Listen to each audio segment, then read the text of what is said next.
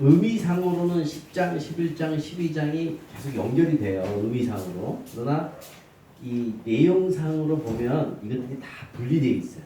그래서 계속 반복을 하는 거예요. 그래서 제가 이 표를 만들어 놓은 뒤에다가 맨 뒤에 붙여놨거든요.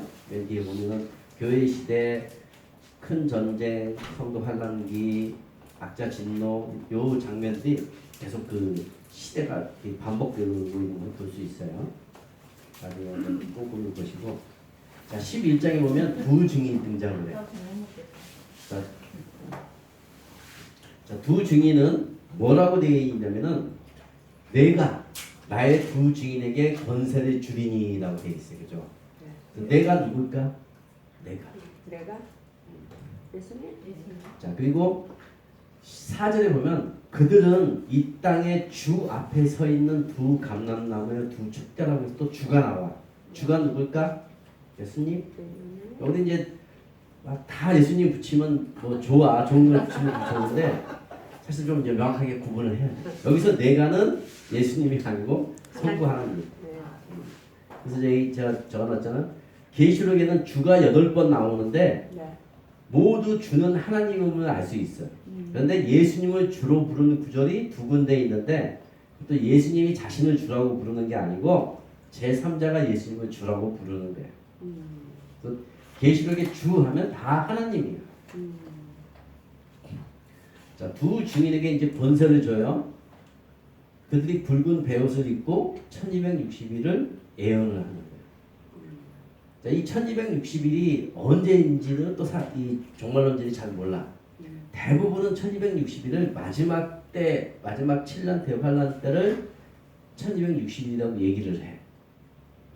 근데 그렇게 하면은 문제가 뭐냐면은 12장에 가면 또 1260일이 또 나와. 여자가 양육받는 기간이 1260일이야. 그러면은 1260일이 전 3년 반이면은 여자가 등장하는 1260일이 또 나오거든요. 그럼 그거는 이제 후 3년 반이잖아. 그러면 전 3년 반, 후 3년 반이 끝나면 뭐가 와요? 예수님이 오셔야 되잖아. 근데 안 오시거든.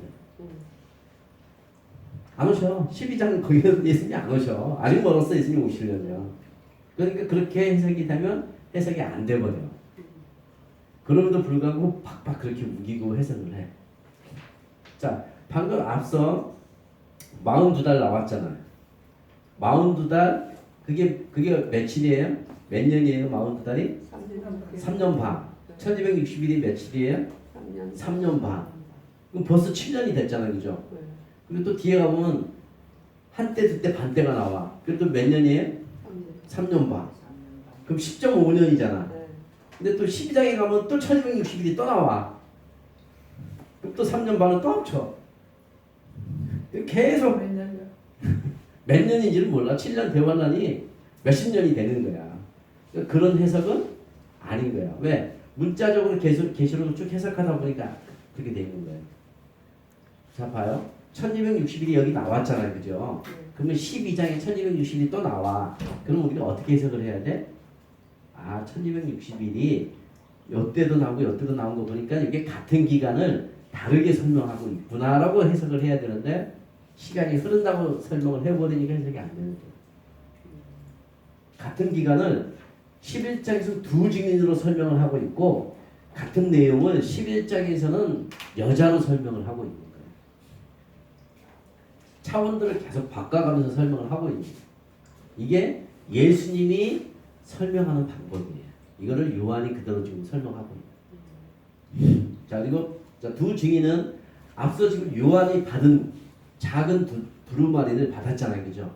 그것이 종들에게 전달이 돼서 이것을 증거하는 자들이 두 증인인 거예요, 그죠? 그래서 이 두 증인이 1260일을 예언하는데, 그럼 이 1260일은 무슨 기간이냐? 이것이 교회 시대를 얘기하는 거예요. 그래서 제가 종전에 그 계시록 종말론 설명을 할 때 각 날짜들을 설명을 해줬어요. 자, 1260일이니까 단위가 1000단이잖아요. 42달은 단위가 10단이죠. 3일반은 단위가 1단이잖아요. 왜 계시록에서는 1단위, 10단위, 1000단위로 구분해서 설명을 해줄까? 저번에 한번 설명하셨어. 기억이 나시는지 몰라? 길고. 그렇죠. 1000단위는 긴 기간. 긴 걸로. 우리에게 주는 기간이 우리들에게 주는 기간이기 때문에 긴 1000단위를 가지고 설명을 한 거고 42단은 교회. 교회? 방금 얘기했잖아. 42단은 뭐 하는 기간이었어요? 이방인들이 거룩한 성을 짓밟는 기간. 박해받고 핍박받는 기간이 42달이라는 10단위를 가지고 설명을 한 거예요. 그러니까 이게 10단위니까 길지도 않고 짧지도 않은 거예요. 자, 3년 반이 길어요, 짧아요? 길지도 않고 짧지도 않아. 옛날 군대가 3년. 이 길지도 않고 짧지도 않아. 짧은 기간은 아니야, 3년이 결코. 그렇다고 3년이 무지무지 긴 기간도 아니야. 아주 애매한 기간이 요 3년 반이야. 3일은 아주 짧은 기간이에요. 3일은 후딱 가잖아요, 그죠? 그렇게 해서 이 애연의 대상, 그러니까 그 1260일의 대상자가에 따라서 그 사람들의 대상에 따라서 날짜들을 이렇게 설명을 해주는 거야. 요한 참 친절해. 참 친절한데 우리들이 헷갈리는 거지. 요한은 이것들을 다 친절하게 이렇게 설명을 해줍니다. 두 증인이 애연하는 기간이 1260일 동안. 애연하는 것이 뭘 하는 거예요? 앞서 받은 다시 애연한다고 그랬잖아요. 계시록을 증거하는 게 애연하는 거죠, 그죠? 자, 그래서 두 증인의 7대 권세와 4대 권능, 그래서 그 표에다 제가 만들었죠. 애연하는 것은 성경 말씀이 모두 애연으로 십자가의 사실과 예수 그리스도를 증거하는 것이 애연이다. 이렇게 했고 입에서 불이 나 성도의 입을 통해 성령의 역사하시어 그들을 해치는 자를 징벌하고 원수를 소멸하고 하늘을 닫고 비 오지 못하게 하고 물이 변하여 피되게 하고 땅 재앙으로 땅을 치는 이렇게 7가지를 하는 거고 그 중에서 4가지는 권능이 있는 거잖아요, 그죠? 두 증인이 예언하는 동안 더 이상 하나님의 말씀이 계시되지 않는 성경의 완성됨을 얘기하는 거죠. 비 오지 못하게 하는 것도 마찬가지로 하나님의 말씀은 물로 비로 비유돼서 새로운 말씀, 새로운 복음이 없는 거예요. 그래서 7교회도 얘기하는 거 보면은 7교회도 너가 들은 것, 너가 믿은 것을 굳게 잡으라고 하는 거예요. 새로운 복음, 이만희의 뭐 신천지에서 이런 새로운 복음이 있는 게 아닌 거야. 너가 처음에 들은 것. 에베소 교회에서도 첫사랑을 얘기하죠. 처음에 너가 사랑했던 것들을 붙잡고 끝까지 가는 거야. 물이 변화하여 피되게 하는 것은 물이 율법 시대를 얘기하는 건데 이것들을 변화시켜 은혜 시대, 피의 시대로 바꾸는 일들을 우리가 은혜를 선포하고 물이 피되게 하는 역사를 하는 거고 재앙으로 땅을 치는 거죠. 복음 증거하는 성도들을 박해하는 불신앙 적기도 인물들을 재앙으로 심판하는 신적 권세를 얘기하는 거예요. 크리스찬들을 박해했던 사람들은 반드시 다 그 끝이 안 좋아요. 그 당시는 막강한 권력이 있는 것 같고 성도들 자기 마음도 죽이고 핍박하는 것 같지만 결국은 그들은 다 비참한 최후를 맞는 거죠.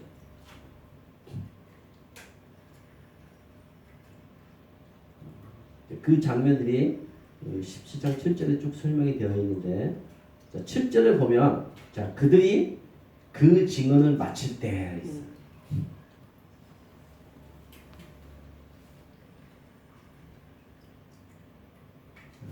우리는 우리의 사명을 다 마쳐야 돼. 그리고 우리가 우리의 사명을 다 마칠 때 하나님은 그 다음 일을 하셔.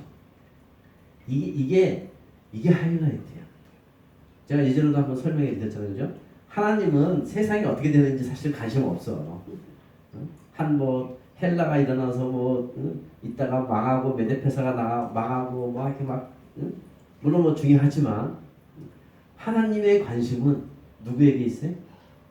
우리 성도들에게.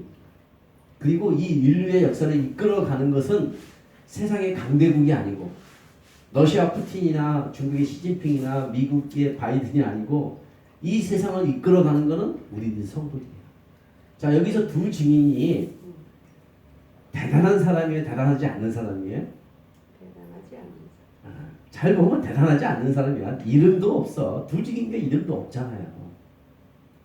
유대 사회에서 두 증인이라는 개념은 어떤 사건이 생기잖아요. 그러면 증인들이 있어야 돼. 그때 소환되는 사람이 두 증인이야.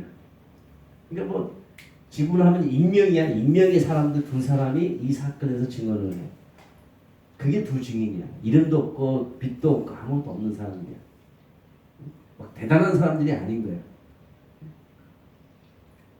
저와 여러분이 이름도 없고 빚도 없는 사람인 걸 축복으로 하셔야 돼. 제가 그랬잖아요. 예전에도 얘기했지만 큰 교회 목사님은 여기 와서 이걸 들을 수 있겠어요? 못 듣는 거지. 조금만 돼도 아마 안 들을걸 와서. 근데 이거 들을 수 있는 여러분들이 축복된 거죠. 그런 사람이 두 증인인 거죠. 그런데 이 사람이 자기의 증언을 다 마친 거예요. 그 증언을 다 마칠 때 주님은 그 다음 일을 하시는 거예요. 아무짝에도 보잘것없는 사람들처럼 보이지만 그 사람들에 의해서 세상이 움직여요. 이거를 계시록에서는 계속 얘기하고 있어. 자, 7장에서도 14만 4천 명이 인침을 받아야 바람이 부는 거야. 14만 4천 명이 준비가 되기 전까지는 바람을 못 불게 해. 그러니까 기준이 누구예요? 14만 4천 명이야. 자, 여기도 11장에서도 기준이 누구야? 두 증인이야. 두 증인이 자기의 증언을 다 마쳐야 돼. 자기 사명을 다 감당할 때까지 반대로 기다리고 있는 거야. 12장에도 가면은 여자가 등장을 해요. 조금 다시 볼 텐데 그 여자도 마찬가지예요. 그 여자에 따라서 하나님은 하나님의 계획을 하셔요.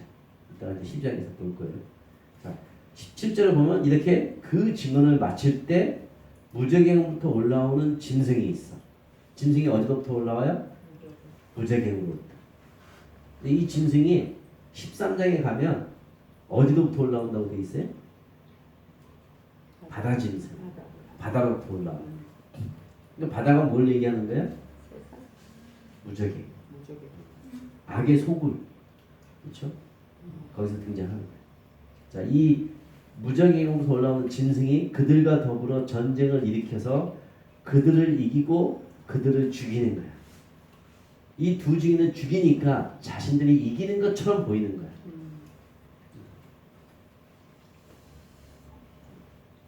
그러니까 이제 어떻게 돼요? 그들의 시체가 큰 성길에 있어. 그 성은 영적으로 하면 소돔이고 애굽이고 십자가에 못 박힌 곳이야. 세 곳을 얘기하고 있죠, 그죠? 소돔은 어떤 곳이에요? 음란한 거. 검은말의 상징. 네, 거기 있죠, 그죠? 소돔은 하나님을 떠난 세속적인 도시, 음란한 곳으로 상징으로 본래 동성애가 유명한 거죠. 본래 소돔은, 그렇죠? 그래서 세상 속을 쫓는 검은말의 상징지가 소돔이고, 또 애굽은 하나님을 모르는 세속적인 도시, 기독교 박해 세력의 상징으로 우상 숭배가 만연한 유대인들의 핍박한 청황생말의 상징지고, 십자가에 못 박힌 것은 유대 땅 예루살렘으로 예수님을 배신하고 십자가에 못 박은 불신앙 세력의 붉은 말의 상징. 세 말의 상징이 또 그대로 나오자는 거죠. 그래서 그 세 곳에서 이들의 시체가 있는 거예요. 그러니까 우리가 죽어야 할 곳이 어디야? 두 증인이 죽어야 할 곳이 어디야?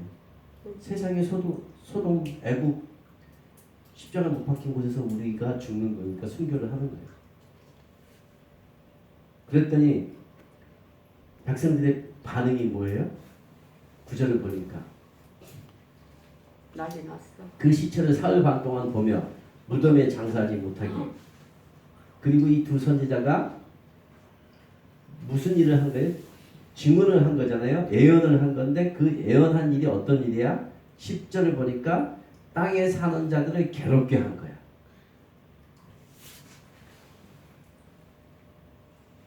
그러니까 하나님의 말씀을 맡은 우리가 해야 될 일은 뭐예요?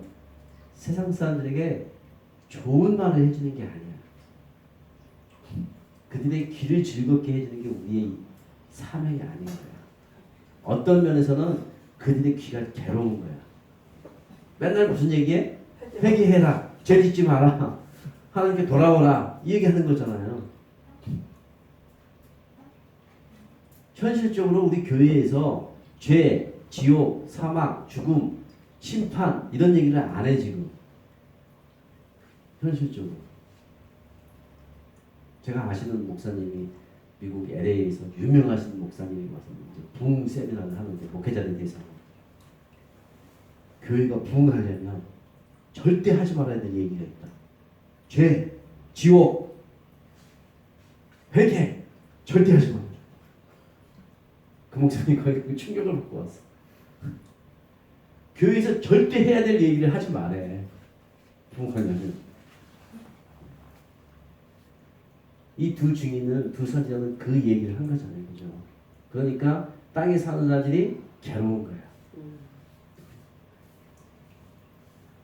생각을 해보세요. 모든 세상의 사람들이 적그리스도를 메시아라고 따르고, 응? 지금도 그러잖아요, 그죠? 막 그 사람이 좋다고 따르는데 그 사람이 아니다고 자꾸 얘기를 하는 거야. 그 사람이 얼마나 듣기 싫겠어. 제가 어제도 얘기했지만은 도미티아누스 황제가 자기가 신이래. 자기가 신이라고 공표를 했어. 근데 사람들이 뭐라고 그래? 환호를 하는 거야. 환호를. 모든 도시들이 황제의 신전을 못 지어서 안다래. 일곱 교회한테 잠깐 봤잖아요, 그죠? 황제의 신전을 우리 도시에 유치하는 게 그 시장의 막대한 임무 중에 하나고, 그걸 유치하면 아주 유능한 시장이 되는 거예요. 거기서 떨어지는 시장들은 무능력한 시장이에요. 그런 분위기 속에서 그 황제가 신이 아니야. 예수님만이 신이라고 외치니까 얼마나 듣기 싫겠어. 그냥 괴로운 거잖아. 그러니까 그 사람들이 이 두 선지자가 죽으니까 뭘 해? 땅에 사는 자들이라고 그러죠. 제가 여기 봤어요. 10절에만 해도 땅에 사는 자가 두 번 반복해. 땅에 사는 자들, 땅에 사는 자들이 그들의 죽음을 즐거워하고 기뻐하고. 아니 그냥 기뻐하면 됐지. 뭐까지? 저는 예물까지 보내.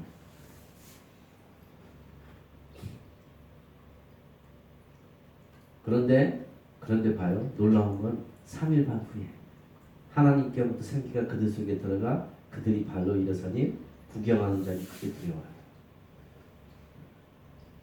그래서 이 두 증인이 지금 이 장면이 많은 사람들이 부활이라고 얘기를 해요. 부활처럼 지금 보이잖아. 죽어서 생기가 들어가서, 그죠? 일어나서 어디로 가? 하늘에서 큰 음성이 12절을 보면 큰 음성이 나서 이리로 올라가면 듣고 구름 타고 하늘로 올라가니 그들의 원수들도 구경하더라. 그 부활처럼 보이잖아요, 그죠? 근데 제가 거기다가 적어놨죠. 두 증인이 부활이 아니고 휴거인 이유는 첫 번째,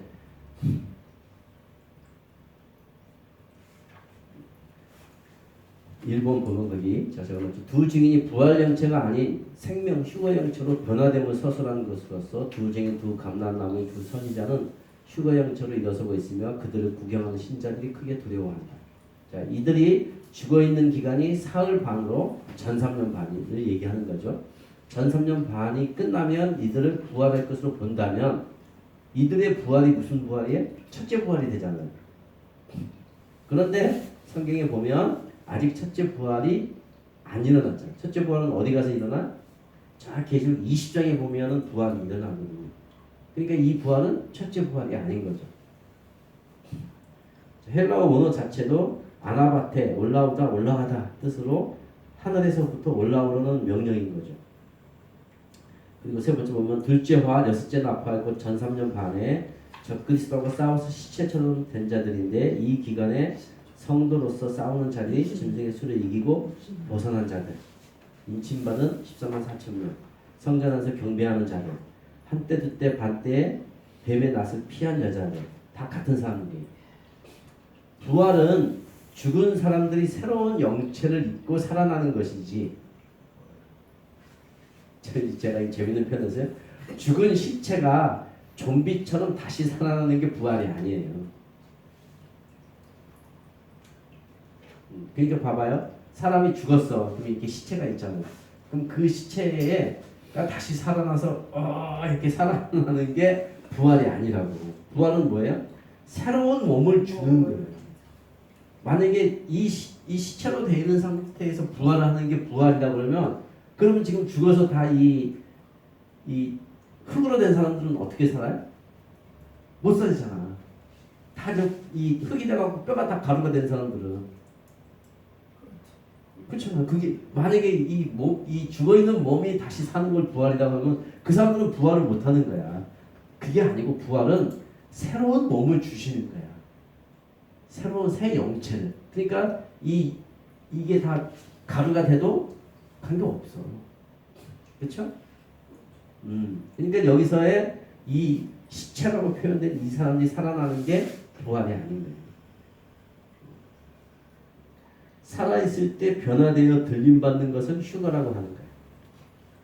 하나님께부터 생기도 하나님의 생명의 영이죠. 창세기에 하나님의 사람을 지으실 때 불어넣어준 생기와 에스겔서의 군대가 살아날 때 들어간 생기가 같은 것이죠. 그래서 에쿠투데오 하나님으로부터 이 생기가 온 것이죠. 하나님이 이들에게 생기를 넣어주고 있는 게 이것을 또 그대로 본딴 게 13장에 가면 땅의 짐승이 우상에게 생기를 불어주는 거하고 똑같은 장면이 또 대비가 되고 있어요. 그리고 이제 그들이 발로 일어서니 라는 표현이 몸이 있는 거죠. 그죠? 그래서 이제 이런 것 때문에 휴거가 부활이 아니고 휴거이다 이렇게 얘기합니다. 13절에 보니까 자 그때 이제 반응이 이제 이런 거예요. 큰 지진이 나서 성 10분의 1이 무너지고 지진에 죽은 사람이 7천이고 그 남은 자들이 두려워하여 영광을 하나님께 돌리더라. 이때까지는 요 장면까지는 하나님께 영광을 돌리고 하는 거야. 그러니까 이게 참 무슨 장면이냐면 좀 보세요. 전 3년 반 때 전 세계가 지금 다 적그리스도의 수하에 있고 두 증인은 많은 사람을 얘기하는 게 아니잖아요. 그죠? 14만 4천 명 많은 사람을 얘기하는 게 아닌 거예요. 소수의 몇몇 무리들이 적그리스도하고 대항하고 복음을 증거하는 거예요. 그들이 박해받고 핍박받고 그들이 죽고 하는 건데 그들이 부활돼서 휴거돼서 이제 올라가는 모습을 전 세계 사람들이 다 보잖아요. 그죠? 그러면 그 안에 신자들도 있잖아요. 휴거되지 못한 신자들이 있잖아요. 그죠? 그 사람들이 저들이 얘기할 게 맞았구나 라는 것을 보면서 하나님이 살아있구나 하는 걸 보면서 영광을 돌리는 거예요. 땅에서. 그래서 이들이 휴거하고 하늘로 가야 될 이유 중에 하나는 그들의 말이 참되다는 것을 증명하는 거예요. 제가 몇 번 얘기했죠. 예수님이 이 땅에 공생애 하시는 동안 했던 많은 말씀들이 사실이고 진리인 것을 무엇으로 입증했냐면 죽고 부활하심으로 입증한 거예요. 죽고 부활하시니까 그 말씀이 참되구나 라는 것을 알 수 있었던 거죠. 이 두 증인도 마찬가지예요. 이들이 예언을 했잖아요. 그죠? 예언을 하고 증거하고 무슨 얘기를 했을까? 아까 얘는 너희들이 따르는 저 메시아, 저 적그리스도가 진짜 적그리스도가 아니고 자, 일곱 교회 당시를 보세요. 모든 사람들이 노마 황제가 신이라고 지금 따르잖아요. 노마 황제를 주라고 부르는 거야. 주. 아까 우리 주 할 때 그게 누구를 얘기하냐면 세상 사람들은 노마 황제를 얘기하는 거야. 근데 그 노마 황제가 주가 아니고 우리 주 예수 그리스도가 주라고 하는 거야. 그러면 세상 사람들의 말이 맞는지 우리들 소수의 두 증인의 말이 맞는지는 뭐로 입증하냐? 이들이 하늘로 올라감으로써 그것을 입증한 거예요. 그래서 이 반응이 남은 자들이 영광을 하나님께 돌리는 거예요. 이게 둘째 말. 이게 전삼년 말. 그러고 나니까 일곱째 천사가 나팔을 불매 하늘에 큰 음성이 나서 이르되 세상 나라가 우리 주와 그의 그리스도의 나라가 되어 그가 세세토록 왕노릇 하시다. 두 증인이 죽고 하늘로 올라가면서 세상 나라가 그리스도의 나라로 변하는 거예요. 이게 재밌지 않아요? 재밌어요. 아니 이게 놀랍지 않냐고. 놀랍죠. 통합이 된다는 거. 예? 통합이 되는 거. 아니 통합이 되는 게 아니고 세상 나라가 그리스도의 나라로 바뀌는 게 누가 하냐고 이 일을. 잘 보시라고. 하나님이 하는 게 아니야. 예수님이 하는 게 아니고 누가 해? 우리가 하는 거야. 그 우리가 누구예요? 두 증인이야. 보잘것없는. 이름도 없어. 우리가 그 일을 하는 거예요. 제가 아까 말씀드렸잖아요. 세상은 누가 움직여? 우리가 움직이는 거예요. 이게 조금 이해가 안 되네. 예? 이해가 안 돼?